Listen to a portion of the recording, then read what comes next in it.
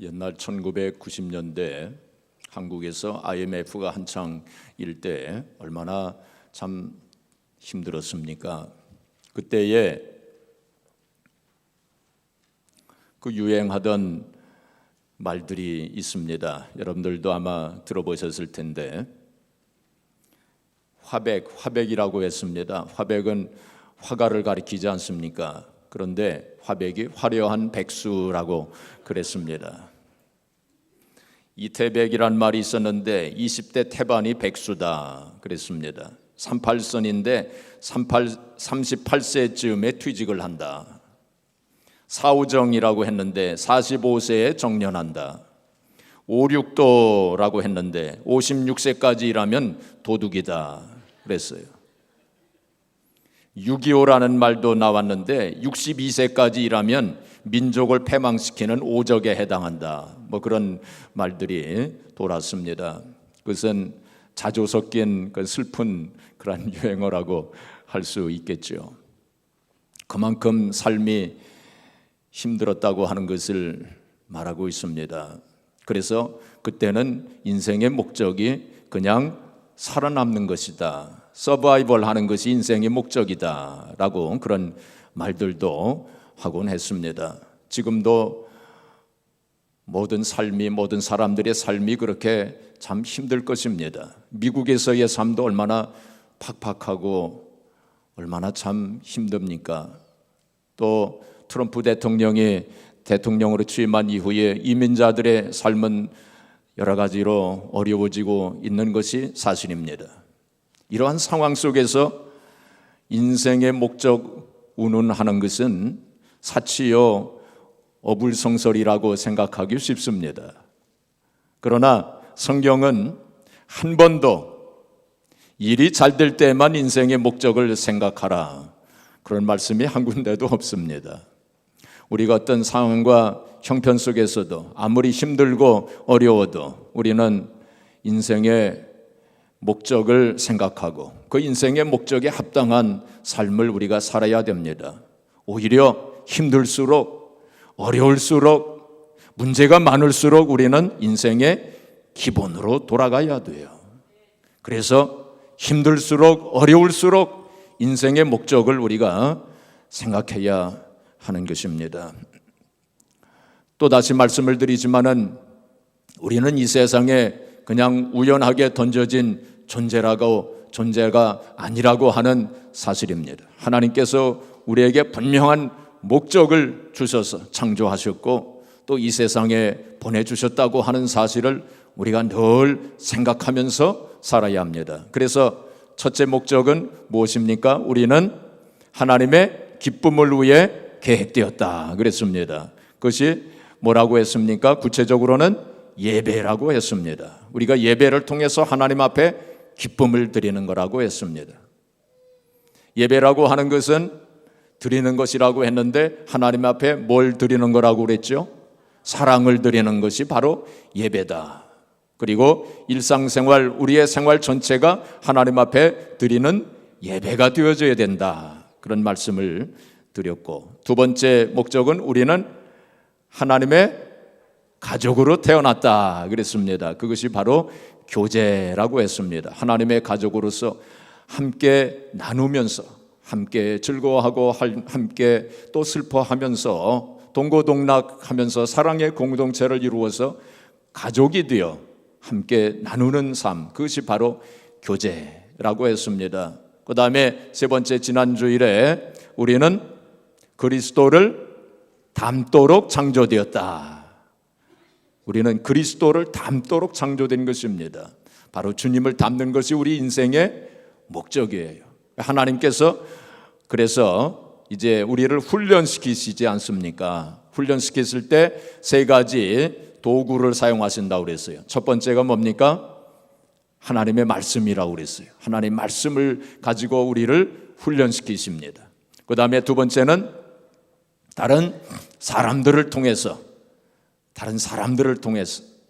어떤 때는 사람 막대기와 인생 채찍으로 우리를 가르치시고 훈련하신다고 그랬어요. 그래서 예수 그리스도를 닮아가도록 그렇게 훈련하십니다. 그 다음에 세 번째는 뭡니까? 문제와 고난과 어려움을 통해서 우리를 예수 그리스도로 닮아가도록 그렇게 하시는 것입니다. 그래서 우리는 이 세상에 평안하고 아무 문제 없이 안락하게 살도록 하나님께서 우리를 이 세상에 보내주신 것이 아니라고 했습니다. 바로 이러한 목적을 위해서 하나님께서 우리에게 생명을 주시고 이 세상에 보내주셨다는 사실을 기억해야 됩니다. 자, 오늘은 네 번째 목적입니다. 네 번째 목적, 우리는 하나님을 섬기도록 지음받았다. 따라서 해보시기 바랍니다. 시작. 우리는 하나님을 섬기는 것이 네 번째 목적이에요. 자, 오늘 본문 말씀 베드로전서 4장 10절 말씀 우리 같이 봉독해 보겠습니다. 각각 은사를 받은 대로 하나님의 여러 가지 은혜를 맡은 선한 청지기같이 서로 봉사하라. 우리가 사역, 이걸 사역이라고 말하죠. 사역, 영어로는 ministry라고 말합니다. 근데 이 사역은 섬기는 것을 말합니다. 그래서 사역, ministry, 그리고 섬김도 미니스트리입니다. 그래서 사역하고 섬김은 같은 동의어, 같은 뜻을 나타내고 있습니다. 그래서 우리가 사역을 한다, 하나님의 일을 하는 거죠. 그래서 교회에서 하나님의 일을 하는 거, 그 사역입니다.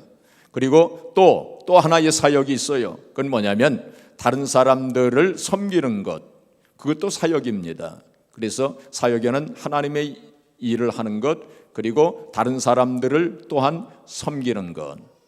그래서 다른 사람들을 섬김으로 하나님을 섬기게 되는 것입니다. 그래서 우리는 하나님을 섬기도록 지음받았다. 이것을 또 다른 말로 바꿔 말하면 우리는 다른 사람들을 섬기기 위해 지음받았다. 우리가 이 세상을 사는 목적이 하나님을 섬기기 위해, 그리고 다른 사람들을 섬기기 위해 우리가 이 세상에 살고 있다는 사실입니다. 그리고 우리는 모두가 다 사역자들이에요. 그냥 목사, 전도사 혹은 선교사님만 사역자가 아니라 우리는 다 사역자로 부름을 받은 사람들입니다. 그래서 우리는 모두 다 하나님을 섬기고 또 다른 사람들을 섬기는 삶을 살아야 돼요. 영어로 목사를 미니스터, 섬기는 사람, 미니스터라고 부릅니다. 섬기는 사람이란 뜻이에요. 근데 넓은 의미에서 볼 때는 목사만 미니스터가 아니라 우리 모든 성도들이 다 미니스터입니다. 우리는 다 섬기라고 부름을 받은 사람들이기 때문입니다. 사랑하는 성도 여러분, 이 세상에는 두 종류의 사람들이 있어요. 어떤 사람들이 있느냐? 바로 받는 사람들이 있는가 하면 주는 사람들이 있어요. 받는 사람들이 있는가 하면 주는 사람, 받기만 원하는 그러한 사람들이 있고, 어떤 사람 또 주면서 살아가는 그런 사람들이 있습니다. 어떤 사람이 이렇게 얘기했어요. 나를 위하여 세상이 존재하는 것이 아닙니다. 나를 위하여 세상이 존재하는 것이 아닙니다. 나의 필요를 채우기 위해서, 나의 안락함을 위해서, 나의 어떤 유익을 위해서, 나의 목적을 위해서 이 세상에 존재하는 것이 아닙니다. 내가 존재하는 것은 세상을 위해서 존재하는 것입니다. 세상에 기여하기 위해 내가 태어난 것입니다. 그렇게 얘기를 했어요. 자, 이 말씀을 한번 잘 생각해 보시기 바랍니다. 대부분의 사람들은 다 자기를 위해서, 세상이 나를 위해서 존재한다, 다른 사람들이 나를 위해서 존재한다, 그렇게 생각하면서 살고 있습니다. 그래서 더 많이 받고 더 많이 누리기 위해서 그것을 인생의 목적으로 알고 그렇게 살고 있지 않습니까? 그런데 사실은 바로 내가 세상을 위해서 존재하고 있다는 거예요. 내가 다른 사람들을 위해서 존재하고 있다는 것입니다. 그래서 내가 다른 사람들로부터 더 많이 얻고 더 많이 누리기 위한 것이 인생의 목적이 아니라 바로 다른 사람들에게 많은 것을 주고 또 베풀기 위해서 내가 이 세상에 존재하고 있다는 거예요. 근데 사실은 이 말을 들으면 좀 생소하게 들리지 않습니까? 낯설게 들리지 않습니까? 좀 이해가 좀 잘 되지 않습니까? 그렇기 때문에 우리가 그만큼 우리가 잘못된 생각을 가지고 목적을 가지고 이 세상을 살고 있다는 거예요. 아마도 99% 이상의 사람들은 다 이 세상에서 내가 더 많이 얻고 내가 더 많이 누리기 위해서 살고 있을 거예요. 아마 1%만의 사람들이 다른 사람들에게 주고 베풀기 위해서 그렇게 아마 살 것입니다. 그래서 쿠페르니쿠스적 발상의 전환이 필요해요. 쿠페르니쿠스적 발상의 전환, 그런 거 아시죠? 들어보셨죠? 쿠페르니쿠스가 어떤 사람입니까? 쿠페르니쿠스 전에는 말이죠. 전에는 사람들이 어떻게 믿었냐면 태양이 지구를 돈다. 태양이 지구를 돈다. 그렇게 믿었어요. 다들 그렇게 생각을 하고 있었어요. 근데 쿠페르니쿠스라고 하는 사람이 아니다. 지구가 태양을 돈다 하고 그렇게 주장을 했어요. 그러니까 사람들이 깜짝 놀랐죠. 그건 있을 수가 없는 거다. 어떻게 지구가 태양을 돌 수 있느냐? 태양이 지구를 도는 거지. 태양이 늘 아침에 동쪽에서 떠서 저녁에 서쪽으로 지지 않느냐? 그러니까 태양이 지구를 도는 거지. 어떻게 지구가 태양을 도느냐? 근데 쿠페르니쿠스가 아니다. 지구가 태양을 도는 것이다 하고 그렇게 얘기했어요. 사람들이 크게 놀랬죠. 근데 그것이 진실이 아니었습니까? 그렇죠? 그래서 쿠페르니쿠스적 대전환, 쿠페르니쿠스적 발상의 전환, 그런 말을 합니다. 그와 같이 우리가 지금까지는 세상이 나를 위해서 존재하는 것처럼 그렇게 살았는데 그게 아니라는 거예요. 바로 내가 세상을 위해서 존재하고 있고 내가 다른 사람들을 위해서 내가 사는 것이 바로 그것이 올바른 인생의 목적이라는 것입니다. 그래서 이번 우리 캠페인을 통해서 그러한 것들을 한번 깊이 좀 생각하는 계기가 되기를 바랍니다. 사람들이 자녀들에게 뭐라고 얘기합니까? 너 공부 열심히 해라. 그리고 좋은 대학도 들어가야 돼. 그리고 또 좋은 직장에도 취직을 하고 세상에서 성공해라. 그리고 출세해라. 그리고 많은 것을 얻고 많은 것을 누리면서 그렇게 살아라.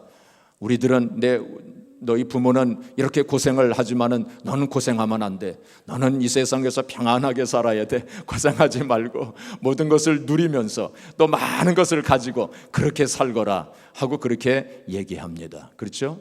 자, 그런데 그렇게 자라난 아이들이 정치가가 되고 사업가가 되고 세상에서 성공하고 출세하고 높은 지위를 누린다면 어떻게 살겠어요?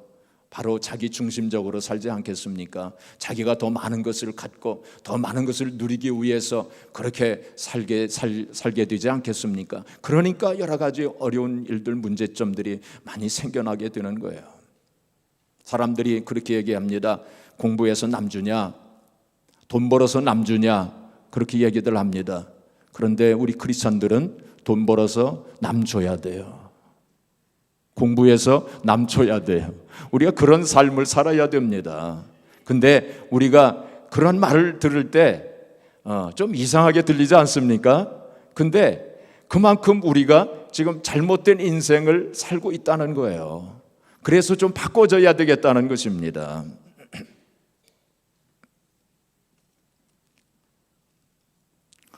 그러면 어떤 분들은 아마 이런 생각을 하실지 모르겠어요. 목사님, 생존 경쟁이 이렇게 극심한 사회 속에서 그런 마음을 가지고 어떻게 살아남겠습니까? 목사님은 그렇게 사셨습니까? 목사님은 자녀들에게 그렇게 가르치셨습니까? 그렇게 질문하신다면 저도 자신이 없어요. 그래서 우리가 이번 사순절 기간 동안에 이 목적 캠페인을 통해서 우리 자신을 되돌아보면서 잘못된 건 회개하고 올바른 인생의 목적을 찾고자 하는 것입니다. 마가복음 10장 45절에 보시면 예수님께서 어떻게 말씀하셨습니까? 인자에 온 것은 섬김을 받으려 함이 아니요 도리어 섬기려 하고 자기 목숨을 많은 사람의 대성물로 주려 함이니라. 우리 같이 읽어볼까요? 인자가 온 것은 섬김을 받으려 함이 아니라 도리어 섬기려 하고 자기 목숨을 많은 사람의 대성물로 주려 함이니라. 이 세상의 대부분 사람들은 섬김을 받기 위해서 살지 않습니까? 그렇죠? 섬김을 받으려고 그래요. 그런데 예수님은 바로 섬기시기 위해서 오셨어요. 섬기시기 위해서 오신 분이에요. 우리 예수님이 우리의 모델이 되지 않습니까? 그래서 다른 사람을 섬기기 위해서 사는 것이 우리의 인생의 진짜 목적이라는 거예요. 주님께서 뭐라고 말씀하셨습니까? 저 하늘나라에서는 섬기는 자가 제일 큰 자다 그랬어요. 섬기는 자가 제일 큰 자라 그랬어요. 그러니까 예수님께서 제일 크신 분이 되시는 거예요. 제일 많이 섬기셨으니까. 이 세상에서는 섬김의 삶을 사는 사람들을 별로 알아주지 않아요. 우습게 생각합니다. 저 사람 내 밥이야. 아마 이렇게 생각할지 모르겠습니다. 그러나 하늘나라에서는 섬기는 사람이 제일 큰 자라는 거예요. 예수님께서는 바로 자기 목숨까지 주신 분이 아니십니까? 섬기시기 위해서. 우리가 바로 예수님의 모습을 닮다고 하는 것은 그런 모습까지도 닮아야 한다는 거예요. 그래서 늘 우리가 섬김을 살아야 합니다. 우리는 섬기기 위해 구원받은 거예요. 우리는 섬기기 위해 은혜 받은 것입니다. 성경에 보면 너희가 은혜를 헛되이 받지 말라 그렇게 말씀하셨어요. 우리가 하나님께서 우리에게 은혜를 주신 이유가 바로 섬기라고 은혜 주신 거예요.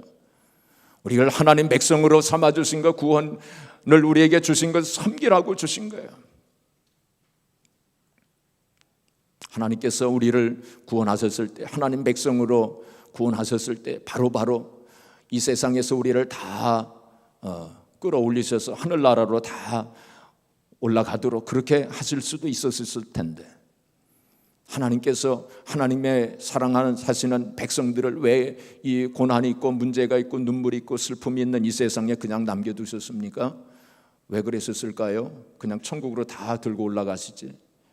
이 세상에서 사역이 있기 때문에, 섬김의 사역을 해야 되기 때문에 우리를 이 세상에 남겨두신 거예요.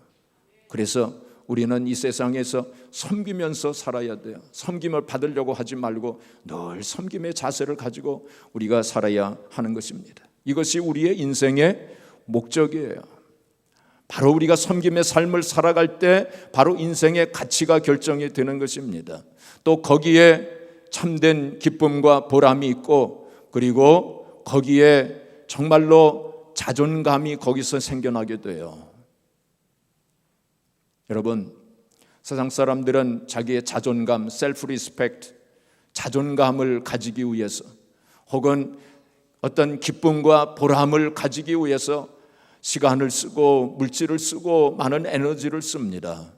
그래서 돈을 많이 가지면 그런 것을 얻게 될 줄 알고, 혹은 명예와 권세를 가지면 내 자존감이 높아지고, 혹은 거기에 참 기쁨과 참 보람이 있을 줄 알고 애를 쓰지만은 거기에 그런 게 없어요. 그런 게 거기서부터 나오지 않습니다. 여러분, 지금 이 세상은 모든 것을 돈으로 다 평가해요. 사람들의 가치를 돈으로 평가합니다. 그 사람이 재산을 얼마나 가지고 있느냐에 따라서 그 사람의 가치를 매깁니다. 그 사람이 돈을 얼마나 버느냐, 거기에 따라서 그 사람의 가치를 매깁니다. 그런 세상이 지금 우리가 살고 있는 세상이에요. 제가 처음 미국에 와가지고 제가 뭣도 모르고 어떤 사람에게 돈을 얼마나 버세요? 하고 물어봤어요. 그랬더니 이 사람이 이상한 눈초리로 저를 보더라고요. 그러면서 대답을 안 해주더라고요. 나중에서야 제가 깨달았습니다. 그런 질문은 하지 않아야 할 질문이라는 것을 나중에서야 깨달았어요. 그게 금기입니다. 금기 질문입니다. 그렇죠? 얼마나 돈을 버세요? 그거 질문 안 합니다. 그리고 대답도 안 해줍니다. 왜 그런지 아세요? 이 세상은 지금 돈을 얼마나 버느냐, 돈을 얼마나 가지고 있느냐에 따라서 그 사람의 가치를 결정하는 세상이 지금 우리가 살고 있는 이 세상입니다. 그래서 자기 가치가 드러나기 때문에, 그래서 얘기 안 해줍니다. 그래서 서로 묻지도 않습니다. 그런데 사람의 가치가 거기에서 결정되는 게 아니에요. 사람의 가치가 돈을 얼마나 가지고 있느냐, 돈을 얼마나 버느냐에 따라서 가치가 결정되는 게 아닙니다. 재산이 좀 없으면 어떻습니까? 그게 뭐 부끄러운 일입니까? 아닙니다. 돈을 좀 많이 못 벌면 어떻습니까? 그 부끄러운 일 아닙니다. 거기에 그런 것에 의해서 우리의 가치가 결정되는 것이 아닙니다. 우리 인생의 가치가 결정이 되는 것은 우리가 얼마나 다른 사람들을 섬기면서 살고 있느냐, 거기에 따라서 결정이 되는 것입니다. 할렐루야. 우리 인생의 가치가 바로 거기에 의해서 결정이 되는 거예요. 내가 얼마나 다른 사람들을 섬기면서 살고 있는가. 우리가 인생을 사는 목적이 바로 거기에 있기 때문에 그것이 가장 중요한 것이라고 하는 것입니다. 자, 그런데 이 세상에는 수많은 사역들이 있어요. 교회 안에도 여러 가지 사역들이 있습니다.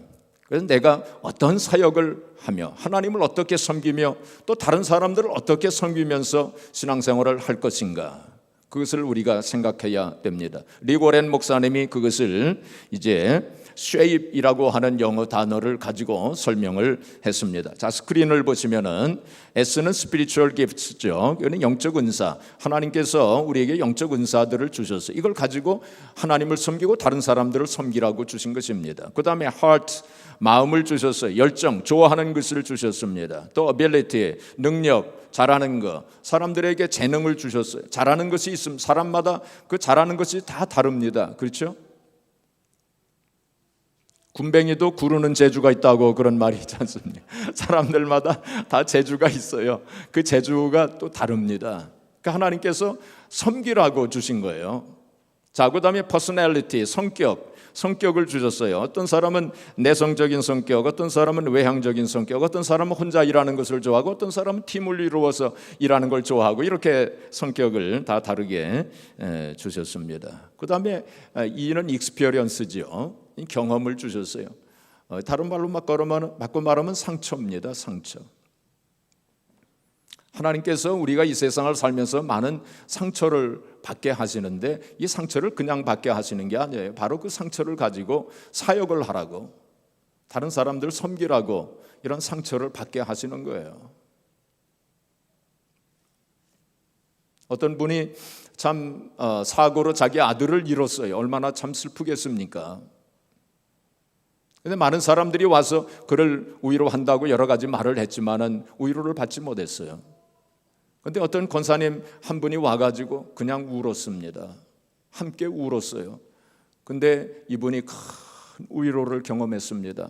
왜냐하면 그 권사님도 아들을 잃어버린 그러한 상처가 있었기 때문에. 그 아들이 수영장에 가서 그만 죽었어요. 그런 상처가 있었어요. 그 상처를 가진 그 권사님이 와서 함께 울어줬을 때에 그 아들을 잃은 그분이 큰 위로를 받은 거예요. 그런 상처, 그러한 경험들이 다 사역의 재료가 되는 거예요. 하나님께서 우리에게 여러 가지 경험을 하게 하시고 상처를 받게 하신 것, 그걸 통해서 하나님을 섬기고 또 다른 사람들을 섬기라고 주신 거예요. 이렇게 쉐입, 이러한 5가지를 하나님이 이제 주셔서 그걸 가지고 이제 하나님의 일을 하라고, 사역을 하라고 하신 것입니다. 그래서 나에게 주신 이 사역이 무엇일까? 내가 어떻게 하나님을 섬기고 또 다른 사람들을 섬길 것인가? 그것을 찾는 것이 중요합니다. 자, 그런데 그보다 더 중요한 것이 있어요. 가장 중요한 것이 있습니다. 그건 뭐냐면은, 그건 뭘까요? 이 괄호 속에 뭐가 들어갈까요? 가장 중요한 것은 자세입니다. 자세, attitude. 자세가 제일 중요합니다. 그런데 어떤 자세를 가지고 우리가 사역을 할 것인가? 어떤 자세일까요? 바로 선한 청지기의 자세입니다. 선한 청지기의 마음을 가져야 돼요. 그래서 오늘 본문 말씀이 바로 선한 청지기에 대한 그러한 말씀입니다. 이 선한 청지기는 어떠한 자세를 가져야 되느냐? 3가지를 생각해 보겠습니다. 첫 번째는 하나님의 것임을 알아야 돼요. 우리에게 있는 모든 것이 다 하나님의 것입니다. 시간, 물질, 재능 이런 것이 다 하나님이, 내 것이 아니라 하나님의 것이라는 사실을 알아야 돼요. 그리고 하나님께서 주신 이 쉐입, 이 영적 은사라든지 열정, 내가 이제 좋아하는 것, 그것이 하트 아닙니까? 열정, 내가 좋아하는 것, 그리고 능력, 혹은 성격, 혹은 경험, 상처, 이러한 것들도 다 하나님의 것이라는 거예요. 그래서 하나님이 원하시면 언제라도 내놓을 수 있는 그런 마음의 자세를 가지고 살아야 한다는 거예요. 내 것이 아니라 하나님의, 그리고 하나님의 것이기 때문에 하나님의 뜻대로 써야 한다는 것입니다. 리그 워렌 목사님은 그걸 availability라고 그렇게 말했습니다. availability, 이건 사용 가능이라고 하는 뜻입니다. 하나님께서 원하시면 언제든지 여기 있습니다, 하나님 하고 내놓을 수 있는 그러한 마음의 자세를 가지고 살아야 한다라고 그렇게 설명을 했습니다. 빌립보서 2장 4절에 보시면은 각각 자기 일을 돌아볼 뿐더러 또한 각각 다른 사람들의 일을 돌아보아 나의 기쁨을 충만케 하라, 그렇게 말씀했습니다. 우리가 호텔에 가면은 이제 방에 들어가서 이 문 밖에다가 Do not disturb라고 하는 그 사인을 걸어 놓습니다. 그렇죠? Do not disturb. 그건 무슨 뜻입니까? 방해하지 마시오. 그렇죠? 내 시간을 뺏지 마시오. 뭐 그런 뜻입니다. 자, 그런데 크리스찬들은 이 세상을 살아가면서 Please disturb me 그러면서 살아야 돼. 나를 언제라도 방해하십시오. 내 시간을 언제라도 빼앗아 가십시오. 우리가 그런 마음으로 살아야 한다는 거예요. 그래서 내가 정말로 언제라도 방해받을 수 있는 준비를 가지고, 언제라도 내 시간을 빼앗길 수 있는 그러한 준비를 가지고 살아야 하는 것입니다. 요한 웨슬레 목사님은 이렇게 얘기했어요. 내가 할 수 있는 모든 방법으로, 내가 할 수 있는 모든 곳에서, 내가 할 수 있는 때에는 언제나 내가 도울 수 있는 가능한 모든 사람들을 내가 할 수 있는 한 오랫동안 선한 모든 일을 하자, 그것을 인생의 목표로 삼고 살아가신 분이에요. 그래서 요한 웨슬레 목사님이 위대하신 분입니다. 섬김의 삶을 얼마나 살았느냐에 따라서 그 위대성이 결정이 되는 거예요. 이 세상의 가치 기준하고는 다릅니다. 하늘나라에서는 얼마나 섬겼느냐에 따라서 그 사람이 가치가 결정이 되기 때문입니다. 우리가 가지고 있는 것을 하나님의 뜻대로 쓰지 않으면 하나님께서 거두어 가십니다. 그래서 예수님께서 그 달란트의 비유를 하시면서 한 달란트 가진 사람, 그 땅에 묻지 않았어요. 하나님의 뜻대로 쓰지 않았어요. 결국에는 그 한 달란트를 거두어 가셨어요. 그래서 10달란트 가진 사람에게 주라 하고 그렇게 말씀하지 아니하셨습니까? 여러분, 우리가 이 세상을 살아가면서 시간이 없어서 쩔쩔매지 않습니까? 왜 그럴까요? 우리에게 주어진 시간을 하나님의 뜻대로 쓰지 않기 때문입니다. 그래서 늘 시간이 부족한 거예요. 하나님께서는 넉넉한 시간을 우리에게 주셨어요. 그 시간을 하나님의 뜻대로 쓰기만 하면 얼마든지 넉넉하게 쓸 수 있어요. 하나님을 섬기며 다른 사람들을 섬기면서 얼마든지 쓸 수 있습니다. 여러분, 늘 물질이 부족해서 허덕이면서 쩔쩔매며 살지 않습니까? 왜 그럴까요? 물질을 하나님의 뜻대로 쓰지 않기 때문에 그런 것입니다. 하나님의 뜻대로 쓰면 얼마든지 하나님께서 필요한 것들을 우리에게 공급해 주시는 것입니다. 자, 둘째는 선한 청지기의 자세 가운데 둘째는 늘 감사한 마음으로 살아야 한다는 거예요. 감사한 마음으로 사역을 해야 된다는 것입니다.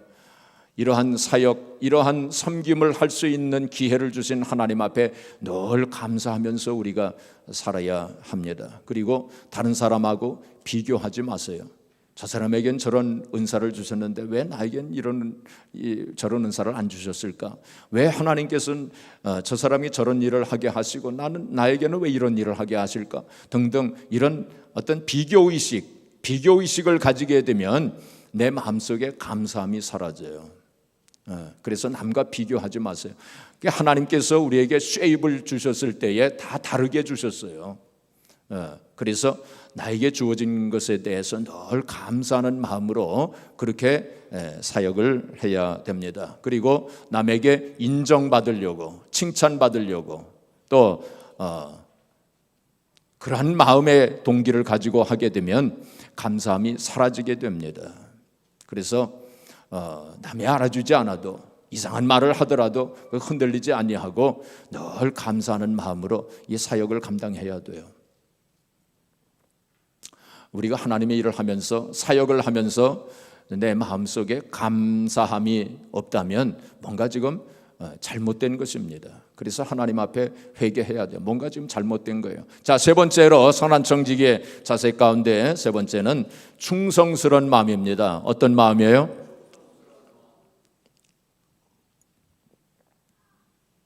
그래서 고린도서 4장 2절에 우리 같이 읽겠습니다. 그리고 맡은 자들에게 구할 것은 충성이니라.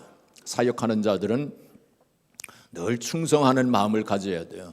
이 충성이라고 하는 단어는 원래 의미가 성실의 의미를 가지고 있어요. 성실하다는 거예요. 흔들리지 말아야 돼요. 조금 뭐 일을 하다가 누가 뭐라고 한다고 해가지고 남이 알아주지 않는다고 그래서 시험에 든다든지 흔들린다든지 하는 것은 충성스러운 마음이 아니에요. 끝까지 어떤 일이 있어도 남이 알아주지 않아도 누가 무슨 말을 옆에서 해도 흔들리지 않는 마음, 그러한 마음이 충성스러운 마음이에요. 우리의 선한 청지기의 자세를 가지고 우리가 하나님 일을 할 때는 그런 마음이 필요한 것입니다. 또한 우리가 충성스러운 마음이라고 하는 것은 하나님이 알아주시겠지, 하나님이 보시겠지 하는 그런 마음을 가지고 하나님이 갚아주시고 하나님께서 상을 주신다고 하는 그런 마음으로 우리가 하나님의 일을 해야 됩니다. 고린도서 15장 58절에 뭐라고 말씀했습니까? 견고하고 흔들리지 말며 항상 주의 일에 더욱 힘쓰는 자들이 되라. 이는 너희 수고가 주 안에서 헛되지 않은 줄을 알미니라. 우리 수고가, 우리가 하나님 일을 하는 거, 또 다른 사람들을 섬기는 거, 그 수고가 헛되지 않다는 거예요. 하나님께서 반드시 갚아주시고 하나님께서 반드시 상을 주신다는 그러한 말씀입니다. 또한 우리가 하나님의 일을 할 때에 작은 일에도 최선을 다해야 돼요. 작은 일이라고 우리가 업신여기지 말고 작은 일, 하나님 일 할 때, 다른 사람들을 섬길 때 한마디의 말을 하더라도, 친절한 말을 하더라도 우리가 최선을 다해서 작은 친절이라도 우리가 베풀면 놀라운 열매를 맺을 수가 있어요. 옛날에 어떤 미국 교회에 두 소년이 이렇게 주일날 이제 예배당에 이제 들어왔는데 그날따라 사람들이 꽉 차가지고 자리가 없었어요.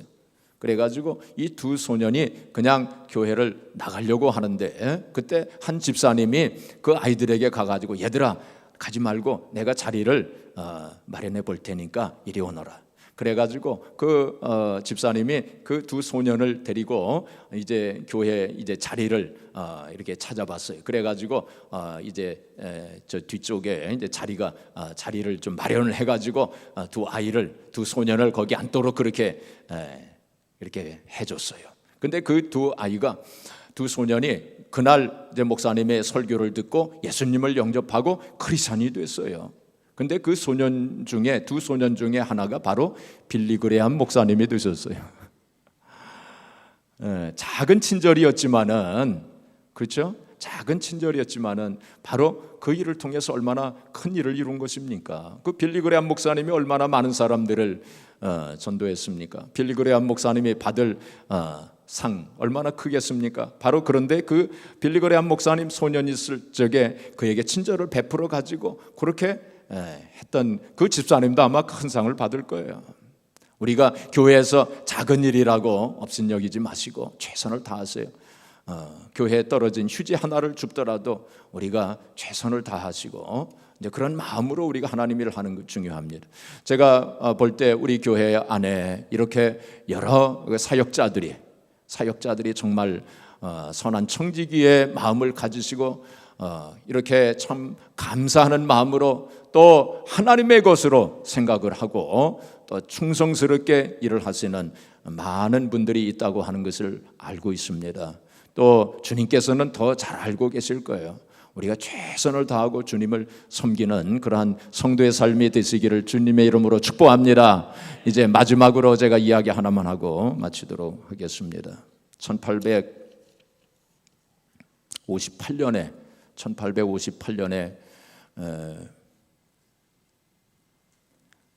그 프랜시스 헤버거리라고 하는 여자가 있었습니다. 이 사람 22살에 영국에서 독일로 유학을 갔어요. 근데 이 헤버거리라고 하는 여자는, 이 사람은 그 아버지가 목사님이셨습니다. 영국에서 그 아버지가 목사님이신데 이 여자는 신앙생활을 제대로 하지를 않았어요. 근데 독일에 가서 유학을 하고 있는데 하루는 친구 집을 방문을 하게 됐습니다. 근데 그 친구 집에 가서 이렇게 둘러보는데 복도에 보니까 그림이 한 장 걸려져 있었어요. 그 그림을 이렇게 보니까 예수님께서 참 십자가를 지시고 가시면류관을 쓰시고 피를 흘리시면서 그렇게 고난당하시는 그런 참혹한 그 모습의 그림이었어요. 그 렘브란트가 그린 그림이 거기 복도 벽에 걸려져 있었습니다. 그래서 이 헤버걸 이 여자가 그것을 그림을 보면서 마음이 숙연해졌어요. 그리고 그 밑에 그림 밑에 뭐라고 글이 쓰여져 있었냐면은 I did this for thee. What hast thou done for me? 이렇게 글이 쓰여져 있었습니다. 난 너를 위해 이 일을 했건만 넌 나를 위해 무엇을 했느냐 하고 그 글이 거기에 쓰여져 있었어요. 그 말을 읽으면서 큰 충격을 받았어요. 주님은 나를 위해서 이렇게 고난을 받으셨는데 난 과연 무엇을 했는가 하면서 이 충격을 받았어요. 그래가지고 자기의 그 마음을 이제 종이에다가 좀 이렇게 시를 좀 썼어요. 그 뭐라고 썼냐면 내 너를 위하여 몸버려 피 흘려 내 죄를 속하여 살 길을 주었다. 널 위해 몸을 주건만 너 무엇 주느냐? 널 위해 몸을 주건만 너 무엇 주느냐? 하고 그렇게 시를 썼어요. 그리고서는 이제 주머니에 넣고서는 이제 집으로 돌아왔어요. 집으로 돌아와서 이제 벽난로가 있는 앞에서 이렇게 불을 쬐고 있다가 문득 그 친구 집에서 쓴 그 시가 생각이 나가지고 시를 꺼내가지고 다시 이렇게 이제 읽어보는데 그 읽어보니 별로라고 하는 생각이 들었어요. 그래서 그걸 이렇게 그 종이를 그냥 벽난로 그 불 속에 집어 던졌어요. 근데 이상한 일이 생겼어요. 그 종이를 벽난로 속에 집어 던졌는데 갑자기 그 굴뚝에서 그 바람이 거꾸로 이렇게 부는 거예요. 거꾸로 불어가지고 그 종이가 튕겨져 나왔어요. 그래서 이거 하나님의 뜻인가 보다 해가지고 다시 접어가지고 주머니 속에 넣고 이제 영국에 자기 집에 돌아왔을 때 그 아버지 목사님한테 그 시를 보여드렸어요. 그랬더니 그 아버지께서 그 시를 읽어보시더니 참 좋다 그러시면서 2절, 3절, 4절까지 한번 만들어봐라. 그랬어요. 그래서 2절, 3절, 4절까지 만들었어요. 그래서 우리가 가지고 있는 찬송가 311장이 바로 이 프랜시스 헤버걸이 지은 찬송가예요. 이따가 우리 설교 후에 같이 찬송하도록 그렇게 하겠습니다. 사랑하는 성도 여러분, 우리가 주님 앞에 섰을 때에 얘야 네가 저 세상에서 살 때 내가 준 시간과 물질 재능을 어떻게 썼느냐, 그리고 내가 너에게 준 그 영적 은사와 그리고 그 열정 그리고 능력과 성격과 그 경험들을 가지고 네가 어떻게 썼느냐 하고 물으실 거예요. 그때에 우리가 대답을 하는데 주님, 저는 저 세상에서 살 때 내 목적과 내 꿈을 이루기 위해서 정신없이 살았습니다 하고 이렇게 대답을 한다면 주님께서 책망하실 거예요. 얘야, 너는 잘못 살았구나. 내가 너에게 이러한 것들을 준 것은 너의 목적과 너의 뜻을 이루기 위해서 내가 너에게 준 것이 아니란다. 그걸 가지고 하나님을 섬기고 다른 사람들을 섬기라고 준 것인데 네가 잘못 살았구나 하고 책망하실 거예요. 우리는 과연 지금까지 어떻게 살았습니까? 지금까지는 우리가 좀 잘못 살았다 할지라도 우리가 정말 이번 사순절 목적이 이끄는 40일 캠페인을 통해서 우리 자신을 되돌아보면서 우리의 남은 인생 참으로 하나님 보시기에 합당한 목적에 합당한 성도의 삶을 살아서 우리가 하나님을 섬기고 다른 사람들을 섬기는 그러한 선한 청지기의 마음을 가지고 삶으로써 하나님을 기쁘시게 하고 또 하나님 앞에 영광을 돌리시고 또 하나님의 영광에 들어가는 저와 여러분들이 되어지기를 주님의 이름으로 축복합니다.